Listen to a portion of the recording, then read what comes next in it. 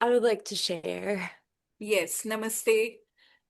Please Namaste. tell me your name again and how have you experienced this beautiful celebration to the goddess that we just completed?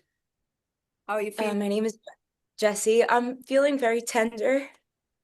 I'm feeling like it's really beautiful to see a photo with a woman bleeding and have it be so beautiful. And I was just remembering like a time where I felt very embarrassed and shameful for like bleeding, where to the point where like I wanted to go home where I was. And I did. I actually left early um and just like healing that wound and feeling so grateful and feeling the love pouring through and the energy of Kamakhya. Yeah, so thank you. It's really beautiful. It's a great honor to menstruate. It's not at all a thing of shame,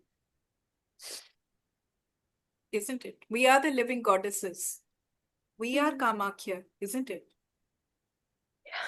So bless the world with it. Bless the world with your presence. Okay? There's no place for shame. Thank you. Mhm. Namaste. Namaste.